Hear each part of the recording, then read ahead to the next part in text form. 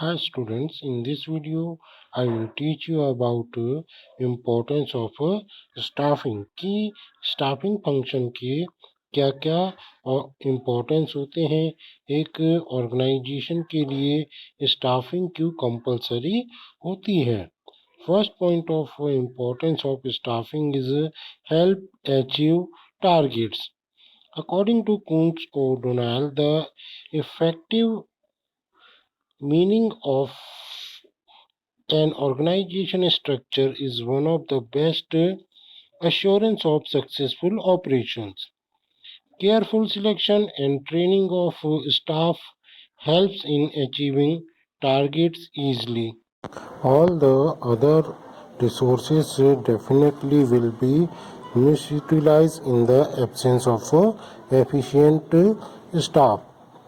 Professor Kunz D. O'Donnell की accordingly, the effective meaning of an organization structure is one of the best assurance of a successful operation. Careful selection and training of staff help in achieving target easily. उनके accordingly अगर जो staff का selection है और जो उसकी training है वो केयरफुल मैनर में हुई है तो वो जो स्टाफ है वो अपने टारगेट को ईजिली क्या कर सकता है, अचीव कर सकता है. उनने आगे कहा है कि all the other resources misutilize in the absence of efficient staff, कि अगर हमारी ऑर्गेनाइजेशन में एफिशिएंट स्टाफ नहीं है तो जो अदर रिसोर्सेस हैं उनको मिस यूटिलाइज किया जा सकता है. Second point is a reduction of cost. Scientific selection and assessing the manpower requirement helps the organization to know the optimum number of prospective employees.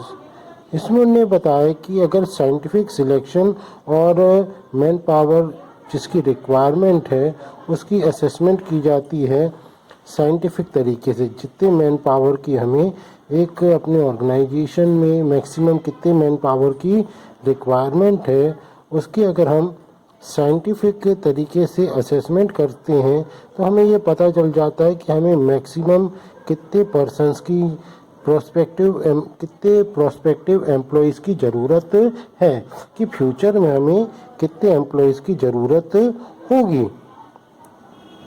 This prevents excess staffing. It helps in reducing cost by avoiding wastage of human resources.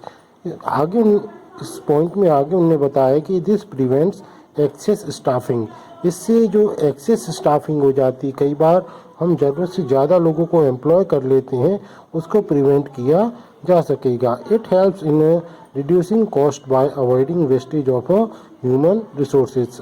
आगे उन्होंने बताया कि इसके through जो है वो cost है उसको भी क्या किया जा सकता है, रिड्यूस किया जा सकता है, क्योंकि इसमें जो ह्यूमन रिसोर्सेज का जो वेस्टेज होता है, जो ह्यूमन रिसोर्सेज का वेस्टेज होता है उसको भी अवॉइड किया जा सकता है.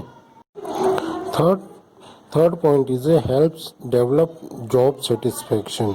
Since staffing involves selection the right person for right job and providing salaries and perks commensurate to their qualification and experience, these goes a long way in bringing about job satisfaction to the employees.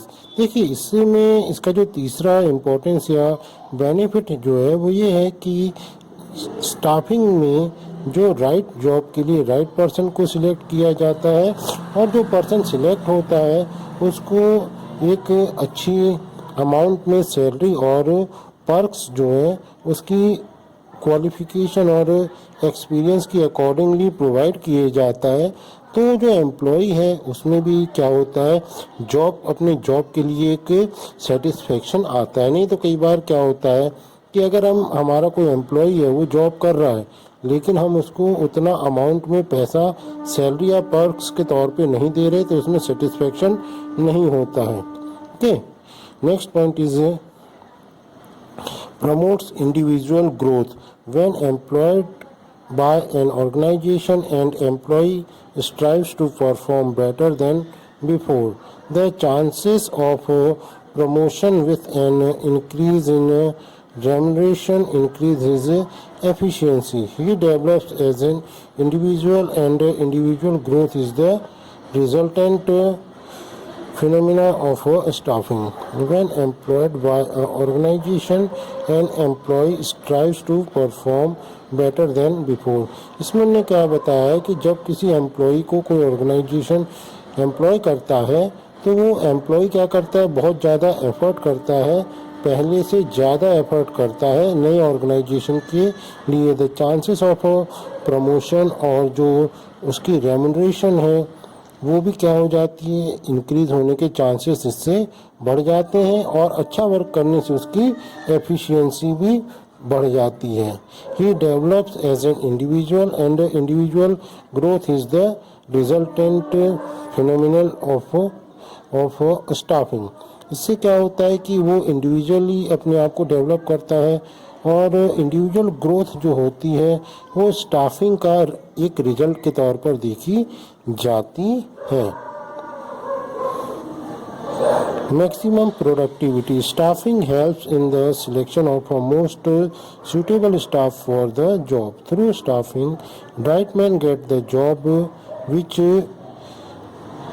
ensure maximum productivity with least wastage of resources. Maximum productivity में उन्होंने क्या बताया कि staffing से जो होती है, staffing से क्या हेल्प किस चीज़ में मिलती है कि स्टाफिंग के थ्रू हम जो सबसे ज़्यादा सूटेबल स्टाफ होता है अपने जॉब के लिए उसका सिलेक्शन कर पाते हैं.